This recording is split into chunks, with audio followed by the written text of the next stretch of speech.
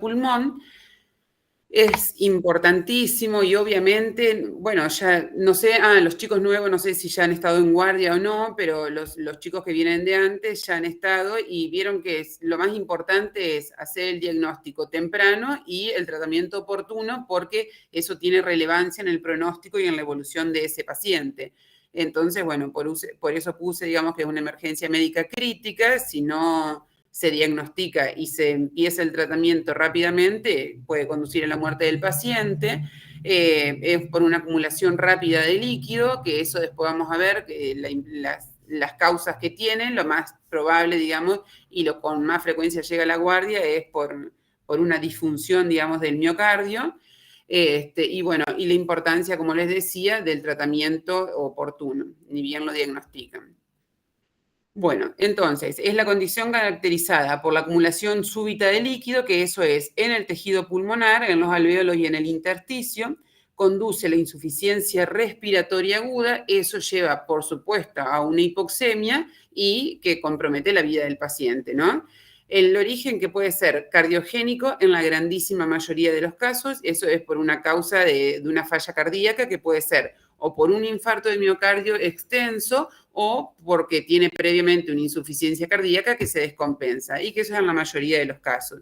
Y no cardiogénico es cuando aumenta la permeabilidad vascular, que eso puede ser por inhalación de tóxicos, puede ser por alguna alergia, puede ser en el síndrome post-ahorcamiento, vieron de que se repermeabiliza rápido y todo eso. Bueno, esas son causas menos frecuentes, pero que pueden existir.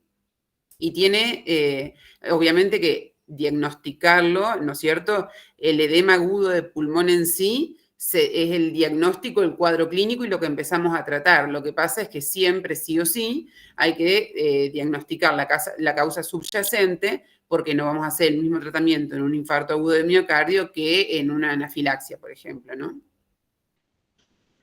Bueno, en las manifestaciones radiológicas, otra cosa que les quiero contar, que se me rompió la computadora y perdí todas las imágenes reales de paciente que tenía, entonces por eso fui poniendo imágenes que están en internet, pero no tengo imágenes reales porque perdí todo lo que tenía de pacientes verdaderos. Pero bueno, acá más adelante ya pongo unas que son de pacientes buscados de internet.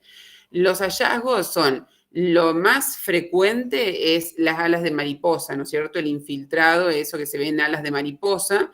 Las líneas de Kerley, que ya las pongo acá, que son esas liñitas, eso así, es horizontal, como se ven las flechas. Y como es, y el infiltrado difuso, y casi siempre parailiar, que eso muestra la acumulación de líquido. Bueno, después tenemos la fisiopatología, los dos grandes mecanismos, cuando es por falla cardíaca y cuando no. El resultado igual es que se llena de líquido el intersticio, los alvéolos, y lo único que hay que tener en cuenta de este mecanismo es porque a uno, que es al cardiogénico, le vamos a dar una dosis máxima de furosemida para eliminar líquido, y al otro no tanto, se le da furosemida, pero no tanto porque no tiene, digamos, mucho líquido corporal, ¿no? El edema cardiogénico sí, generalmente son pacientes que vienen con anasarca, o por lo menos le van a ver edema en ambos miembros inferiores. Bueno, como les decía, las principales causas del cardiogénico es el infarto agudo de miocardio, generalmente cuando es extenso y que compromete la función del ventrículo. Una crisis hipertensiva severa, que es lo mismo, todo conduce a la disfunción ventricular y por eso a la ¿cómo es?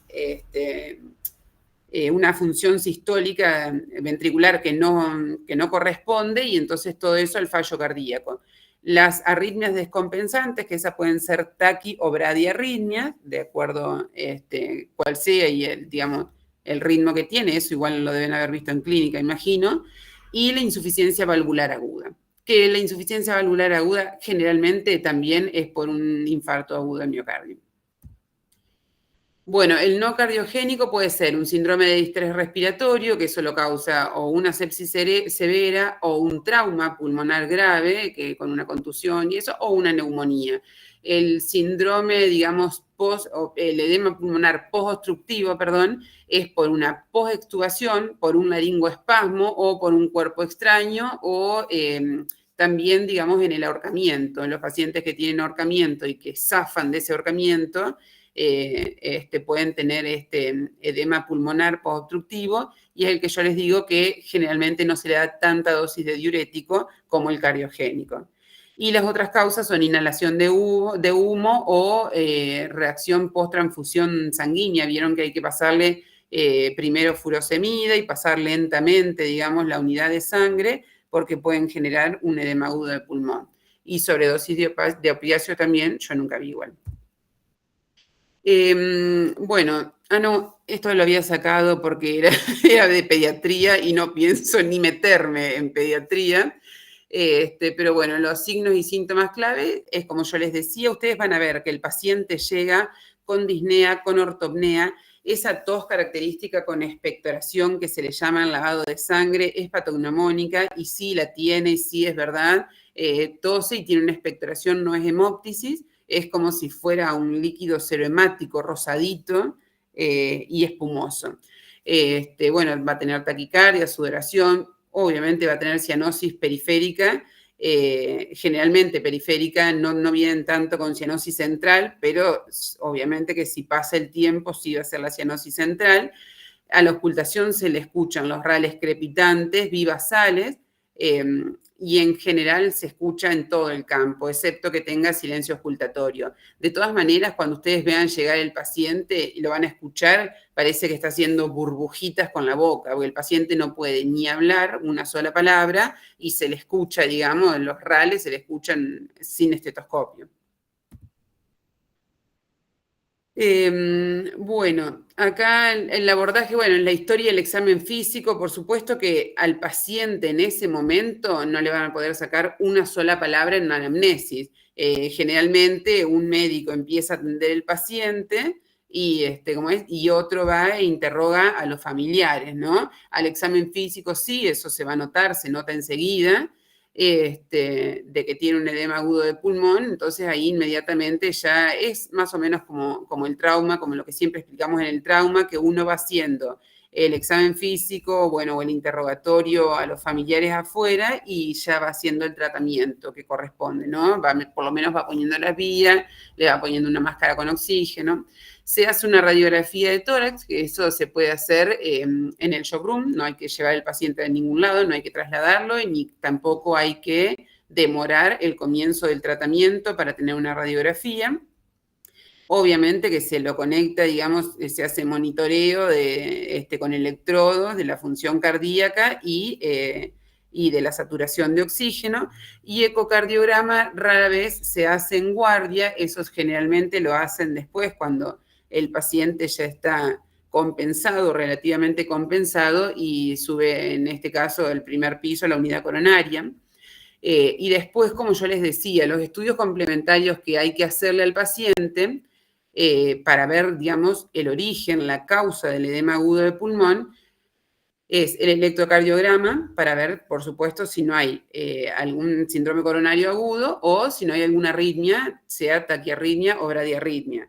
Los biomarcadores, que eso lo que nos indica, digamos, eso es un examen de laboratorio, se saca sangre venosa, y lo que nos indica es que el miocardio está trabajando de manera que no corresponde, o sea que hay una sobrecarga de trabajo o de estrés para ese miocardio, entonces la función no se está cumpliendo como debe y hay una insuficiencia de base más la falla que está sucediendo ahora, y de acuerdo a los valores que nos den, nos puede, o directa, si da negativo, o sea, normal, bueno, nos evita, ¿cómo es? Nos da el diagnóstico de que no es un edema agudo de pulmón cardiogénico, entonces tenemos que buscar otra causa. Ahora, si dan positivo, después tenemos diferentes valores, el valor de corte es 100, bueno, 500 para algunos laboratorios, como dice ahí, pero entre 100 y 300 nos da el pronóstico de que puede mejorar o a qué se debe o el tiempo que viene, digamos, en falla cardíaca. Y la saturación de oxígeno, función renal y electrolitos, pero eso, digamos, es solamente para ver si es cardiogénico o no. El monitoreo en la sala de emergencia es todo lo que hablamos hasta recién. Obviamente que hay que tener el paciente conectado con oximetría de pulso, la monitorización cardíaca, una presión arterial. Generalmente es no invasiva, ¿no? Porque el paciente no le vamos a poner una TAM ni bien llega. Generalmente el control de la presión arterial en guardia y en el manejo inicial, que es lo que a nosotros nos compete, digamos, en esta clase, es un manejo, una toma de presión no invasiva. El balance hídrico estricto, por supuesto que el paciente ni bien llega, le vamos a colocar una sonda vesical, porque ahí vamos a ir controlando, digamos, el líquido que ingresa y que egresa, por supuesto. El nivel de conciencia, obvio que lo vamos a tener en cuenta, así también la mecánica respiratoria y la saturación de oxígeno para ver si ese paciente, como vamos a ver más adelante, si tiene que ser intubado o al menos una ventilación no invasiva, como BNI, digamos, ¿cómo es? La CPAP o BiPAP, o si resuelve en las primeras dosis de medicación que zafa de las dos, digamos, y solo es una máscara de oxígeno.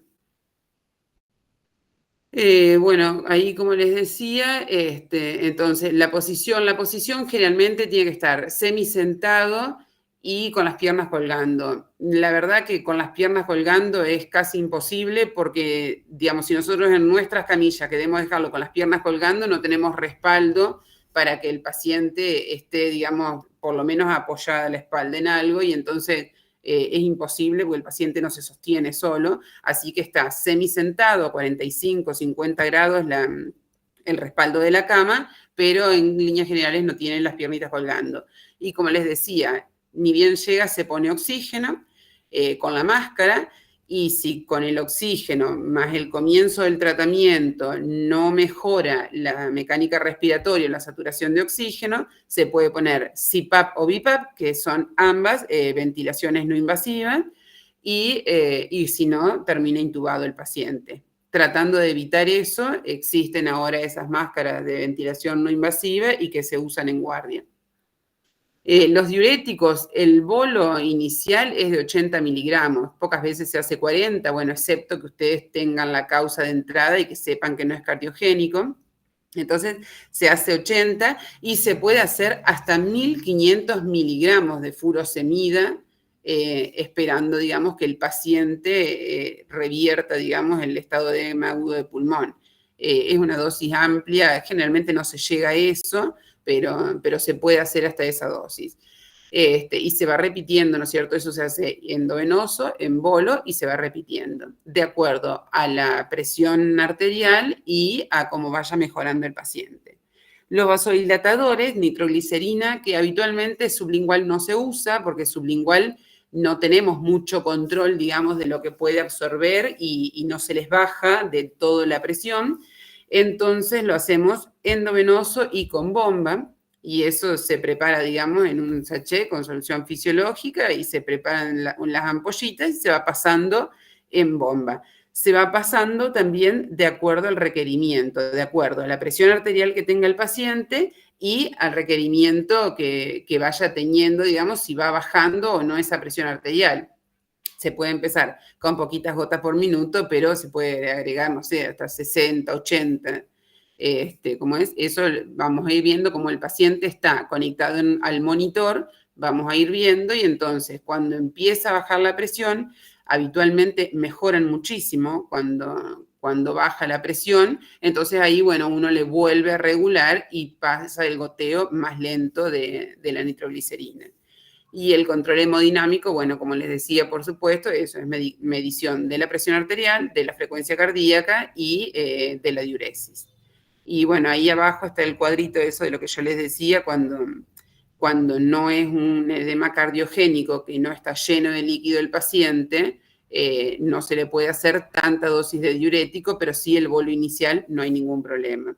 Y muchas veces que yo no lo puse porque no lo vi escrito, pero vieron que en un momento decía como la sibilancia del edema agudo de pulmón o una cosa así, generalmente una dosis de hidrocortisona sí se le hace, como para que dilate los alvéolos, pero tampoco está 100% demostrado y de todas maneras corticoide no le hace mal a nadie, así que se puede hacer una dosis de hidrocortisona. Consulta, Magda, porque lo he Sí. visto. ¿Salbutamol también? ¿2 puff? Y salbutamol no, porque es como te digo, es como casi el mismo principio. El Claro, salbutamol que hace, abre, dilata, ¿no es cierto? El sí, bronquio. sí, sí. Pero en realidad, el alvéolo, vos lo que tenés, vos no tenés que dilatar porque hay una Claro, reacción. Ponele que si fuera, qué sé yo, por una, ¿cómo es? Una reacción anafiláctica, una alergia o algo, y ponele que te puede servir. Pero en general no, en general van a claro, ver que el edema agudo de pulmón es una causa cardiogénica y no se le hace, no tiene ningún sentido hacerle.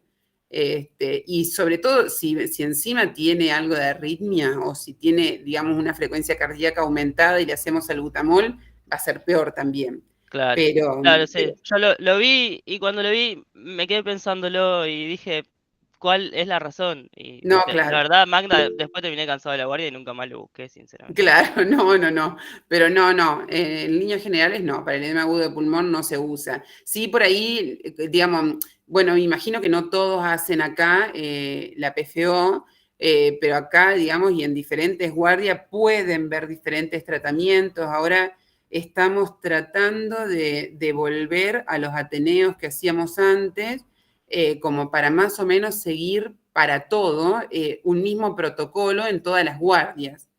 Entonces, eso si quieren yo les voy a avisar cuando haya clase. Me parece que voy a empezar yo con una clase de abdomen agudo, porque nos ha pasado, digamos, de que muchos pacientes que yo operé el viernes que pasó, no, sino el anterior, venían a la guardia en reiteradas oportunidades, tenían diagnóstico diferente, medicación, y entonces, claro, el viernes, digamos, llegan estallados porque en realidad lo que tenían es apendicitis.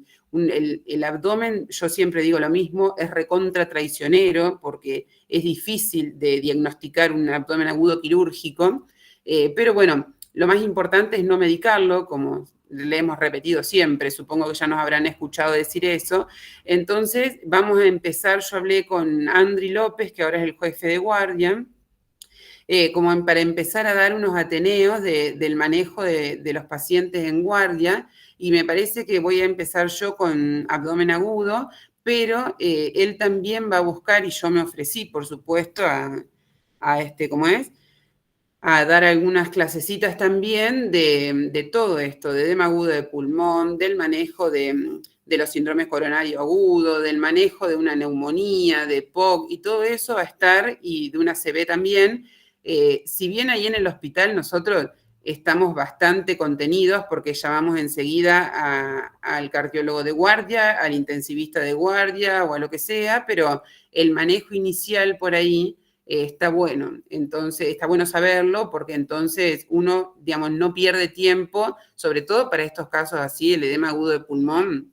El cardiólogo lo que te puede responder es, hasta que no esté compensado no me llames, porque en realidad es del médico de guardia. Y además ustedes cuando salgan, lo más probable, lo primero que van a hacer es alguna guardia antes de empezar a trabajar, de hacer alguna residencia o algo, y entonces está bueno que lo sepan a esto. A eso apunto, digamos, yo con las clasecitas estas. Así que bueno, después si a mí me dan los horarios y todo eso, si quieren yo se los paso y si quieren ir, por supuesto que no es obligación de ninguna manera, pero si quieren ir para ver si les sirve, van. Bueno, a todo esto era porque para que todos hagamos el mismo tratamiento todos los días de guardia, ¿no? Y no algunos salbutamol sí, salbutamol no y todo eso. Bueno, no me acuerdo si Disculpa, tengo una acá. consulta. Sí, ¿El goteo a cuánto se lo pone? de nitroglicerina. En general, con todos. ¿El goteo de nitroglicerina o de qué? No, el goteo en la vía. Ah, no, eso bajito, eso son 7 gotas minuto. La vía la hay que ponerla porque necesitamos toda esta medicación, pero no necesitamos agregarle más Por eso líquido. mismo. Así que Ujú. eso queda 7 gotas. Bien. Ujú. Y la dosis de furo es 0,5 miligramos en bolo, el bolo inicial, o 80 miligramos. 80 miligramos. 80 miligramos en bolo, la dosis inicial, y después, como Bien. les digo, se puede ir repitiendo y se puede hacer hasta 1500 miligramos. Ujú. Son medio millón de ampollas, no sé cuántas ampollas son, pero hasta 1500 miligramos se puede hacer. Bien. Porque yo he leído 0,5 kilos en bol. Claro, y puede ser, la verdad que no sé, yo no lo he leído así, pero puede ser que 0,5 te dé. Y la de nitroprusiato, 0,5 microgramos kilo. Y la de nitroglicerina son 2 ampollas habitualmente, ¿no? Se hacen 2 ampollas en 100 mililitros de solución fisiológica y lo vas pasando con la bomba y ahí le regulás la cantidad de gotas. Entonces, empezás con un goteíto, qué sé yo, más o menos como que yo te diga, no sé, 20 gotas minuto, y entonces vos te vas a ir dando cuenta la presión si va bajando o no. Si con esa dosis la presión va bajando, lo dejas ahí hasta que vos llegues al valor de presión que vos querés tener y entonces lo bajás, digamos, el goteo, y si no, se pueden llegar hasta muchas gotas más, hasta 80 gotas por minuto si querés llegar. Eso mientras baje la presión, ¿no? Si sigue hipertenso. Genial, gracias. Bueno, después para las arritmias, por supuesto, si tiene una taquiarritmia es cardioversión, si tiene, bueno, se puede dar antiarrítmico, pero en estos casos así, en realidad es la cardioversión, y marcapaso según si está con una bradiarritmia, digamos, por bloqueo y eso. En la crisis hipertensiva, lo que ya vimos, también se le puede dar la betalol, pero en líneas generales se usa nitroglicerina. En una valvulopatía, eso cirugía urgente, porque si no, no hay chance de nada, porque la válvula, digamos, es la que falla. Y cuando tenemos el no cardiogénico, bueno, en el síndrome de distrés respiratorio, sí o sí se le hace ventilación, casi inmediatamente, casi que ni se duda eso. Y si tiene un síndrome de distrés por una sepsis, digamos, por una infección, se hace el tratamiento de la sepsis. Si tiene por un trauma, digamos, se hace el tratamiento que corresponda de acuerdo al tipo de trauma que tenga, si es contusión o si tiene otra cosa. En el edema pulmonar post, digamos, obstructivo, el soporte ventilatorio sí o sí, y ahí es donde los diuréticos yo les decía que no es tanta la dosis, porque ese es un paciente, digamos, que tuvo un laringoespasmo o que intentó ahorcarse y salió y todo eso, y entonces tienen un poco de líquido por ese motivo, digamos, porque aumenta un poco la permeabilidad, pero el paciente no está sobrecargado de líquidos. Después, bueno, cuando se inhalan tóxicos, lógicamente se aleja de la fuente, ahí se les da corticoide, porque ahí sí, digamos, eso desinflama lo que está inflamado por inhalación de una sustancia tóxica. Y bueno, si es neurogénico, hay que en realidad manejar la presión intracraneal, que eso ya no, para tanto no hacemos en guardia.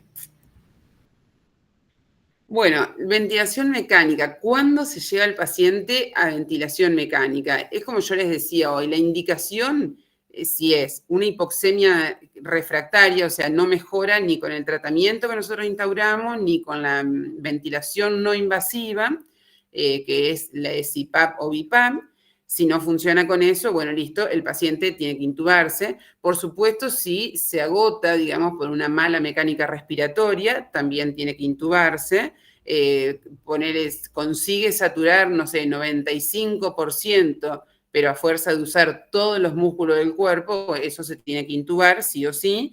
Si obviamente tiene una alteración del nivel de conciencia o si tiene una inestabilidad hemodinámica. A veces los edemas agudos de pulmón vienen con hipotensión en vez de con hipertensión y es peor todavía el pronóstico y el tratamiento que si fuera hipertensivo.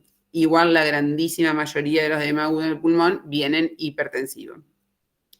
Bueno, acá dice, no, las indicaciones del volumen corriente, digamos, según el peso que tiene y según, digamos, la patología que tenga, eso se maneja con el respirador, ahí se puede en la guardia, tenemos un respirador en el showroom, y si no directamente lo harán en la unidad coronaria. Y después, con la monitorización avanzada, que es lo que yo les decía, esto en guardia no, pero se pone después una vía central, digamos, un catéter venoso central y un catéter de Swan-Ganz en algunos casos, no siempre. Sobre todo en los que no responden o que requieren un manejo, digamos, más invasivo y más estricto, digamos, de estos pacientes, porque son los pacientes que no responden. La mayoría responden, en principio, al tratamiento, pero bueno, algunos no, y de acuerdo si es un un infarto extenso, es difícil también que salgan de esto, pero bueno, son los que necesitan todo esto. Y el ecocardio seriado, ecocardio se hace para ver la función sistólica y para ver también, por supuesto, si tiene, digamos, si esa disfunción corresponde en primera instancia a un infarto, que van a ver un área, digamos, de asinesia, digamos, que no se mueve, y entonces le van a ir haciendo controles seriados, pero todo eso no pertenece a guardia, lo puse, pero es lo que se hace ya en la unidad coronaria o de terapia intensiva de acuerdo al hospital. Bueno, la complicación que puede tener la insuficiencia respiratoria severa, lógicamente, porque si nosotros no, o sea, si no lo tratamos bien o si él no responde al tratamiento, conduce a la insuficiencia respiratoria y, por supuesto, a la ventilación mecánica, y de acuerdo a cómo evolucione puede llevar al fallo orgánico múltiple como insuficiencia renal, hepática o cerebral, ¿no? Por hipoxia. Por eso es la importancia de hacer el diagnóstico y casi inmediatamente el tratamiento mientras estamos buscando la causa, digamos, de base. Los factores pronósticos, bueno, cuando hay acá, yo puse esto, cuando es un edema cardiogénico, la mortalidad, fíjense que es mucho más baja que cualquier otra cosa, es 10-20%, porque generalmente responden en primera instancia, no se intuban la mayoría, la verdad que suelen responder bien al tratamiento, ahí en la guardia nomás directamente. El que por ahí es más lento para responder, se le puede agregar la ventilación no invasiva y termina respondiendo a eso, y bueno, y si no, se intuba. Pero en líneas generales, el 10 al 20% son los que fallecen. Cuando es un síndrome de distrés respiratorio severo, sea por sepsis, sea por trauma, todo, ya es bastante mayor la mortalidad, es de un 30 a un 50%. Porque además, estos pacientes, ¿qué pasa? Se mueren infectados porque no se pueden extubar en las próximas horas o días. Entonces, después suelen tener otras complicaciones que los llevan, digamos, al deceso. Y si es un shock cardiogénico, la mayoría, más del 50%, se muere. Lo mismo que si es un shock séptico, no una sepsis, pero si viene con un shock séptico, también tiene una mortalidad de mayor al 50%. Y los factores pronósticos, obvio que van a ser la edad y comorbilidad que tenga el paciente. No va a ser lo mismo un paciente de 80 años, obeso, que ya tenga insuficiencia cardíaca o hipertensión, a que sea, no sé, un chico con un trauma o con una sepsis. El tiempo de inicio del tratamiento, esto también está probado que una vez que empieza el cuadro y el inicio del tratamiento, cuanto menos tiempo pasa desde el inicio del cuadro, no desde el diagnóstico, ¿no? Desde el inicio del cuadro al comienzo del tratamiento, obviamente tiene buen pronóstico empezarlo cuanto antes. La causa subyacente, eso también es más lógico porque, digamos, no es lo mismo un infarto extenso que si inhaló un humo tóxico, nosotros lo retiramos de la fuente, comenzamos el tratamiento, tiene más chance a que tenga un infarto extenso y que encima ese infarto involucre una de las válvulas y haga una insuficiencia valvular aguda.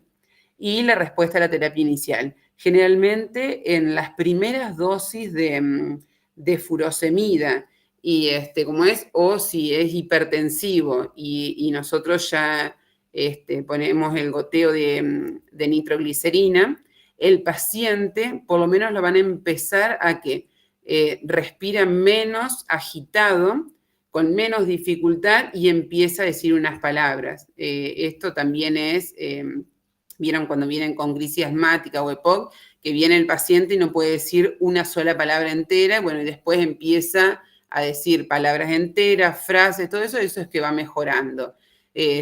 O vienen a veces con desasosiego, ni siquiera se quieren recostar, bueno, todo eso mejora en las primeras, no sé, en la primera media hora de tratamiento. El que, si ustedes ven esa mejoría en esa primera media hora o en esa primera hora, generalmente ese paciente tiene mejor pronóstico que el que no respondió y hay que intubarlo. Acá yo les puse, porque esto es todo de la Sociedad Argentina de Emergentología, que es de donde yo estudié esto. Entonces ellos dicen que sí o sí, digamos, hay que tener una capacitación continua, los protocolos tienen que estar estandarizados, por eso es que estamos tratando de hacer eso en la guardia.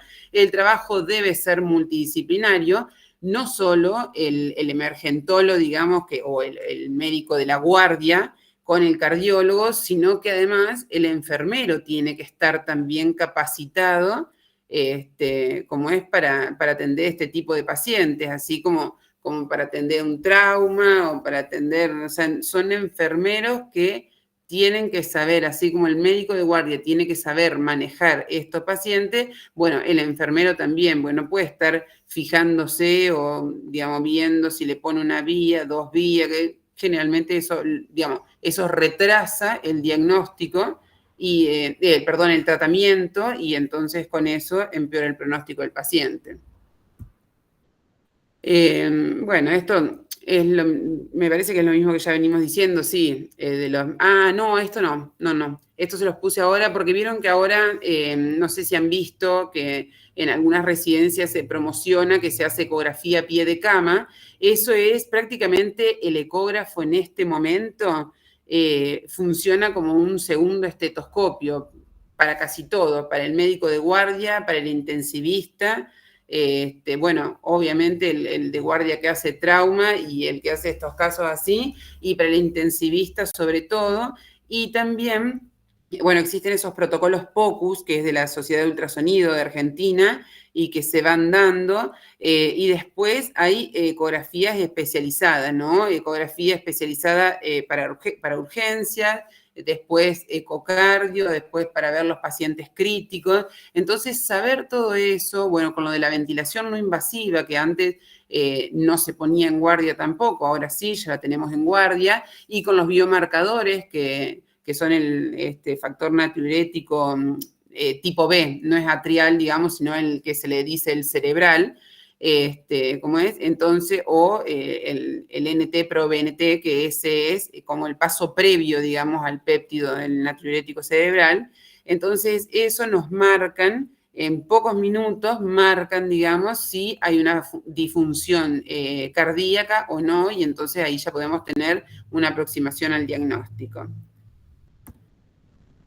Bueno, esto es lo mismo del equipo. Obviamente que el trabajo, primero, el trabajo en equipo con capacitación y protocolos a seguir, digamos, y como es la alta